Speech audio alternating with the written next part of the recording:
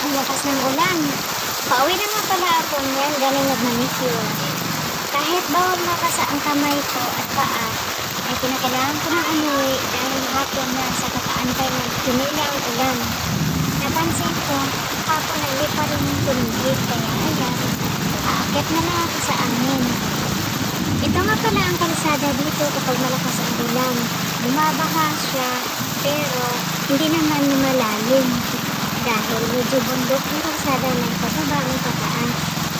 Antayin ko pa sanang tumila ang ulan dahil bawal akong magbasa dahil galing ako ng manicure. Pero dahil kailangan ko na talagang makauwi dahil mas mahirap maglakad na madilim dito sa lugar namin lalo na kapag bumabaha. Kaya ayan, no choice. Lumusong na ako sa tubig.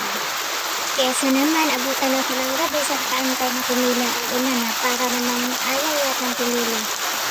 Medyo matagal tumila ang ulan guys, lalo na kapag baba yung ulan. At ito na nga, paakyat na ako sa hagdan papunta sa aming bahay. Kahit sa daan, may baha pa rin. Kahit paakyat ang daanan, bumabaha pa rin dahil dito bumabagsak lahat ng tubig. Ayan yung pataas. Aakitin ko yung taas ng ilang hagdan. Huminto ba na ako sa isang tabi at pinag-isipan ko kung tutuloy ba ako, baka kasi madulas ako.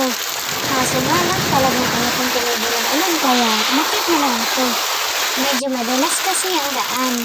Baka kasi madulas ako at nabasa pa ko lang yung cellphone. Pero talagang pinili ko pa rin. Nawakan ko lang ng gusto ang mga pagalitan ko. Nadala kasi akong bigas at kakaulan. Tataka na rin ang mga anak ko ngayon kung bakit wala pa ako. Kasi ng ulan. Ayan ang paakyat. At least dito sa medyo taas na ay kunti na lang ang tubig baha. Mabuti na lang ang ulan lang, walang halong kidlat. Dahil kung nagkataon, ako hindi talaga ako lumusong kahit na hanggang abutin pa rin ng gabi. Antayin ko talaga kung kailan titigil ang ulan.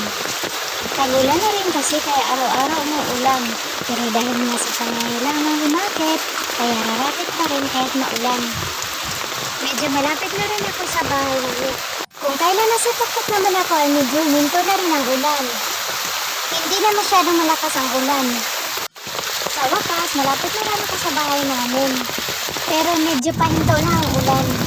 Dito kasi sa daanan, karamihan kasi dito ay hagdan dahil nga may pataas, may pababa ang daanan.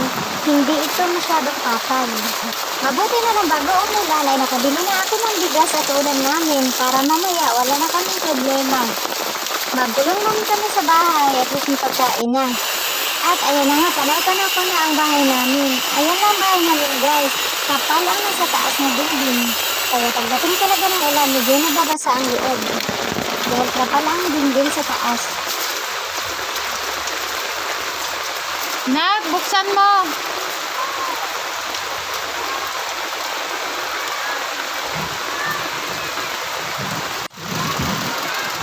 At ayan guys, nag-aantay na rin si Dugi. Dugi. Inaantay mo ako, Dugi. Huwag kang lumabas. Thank you for watching!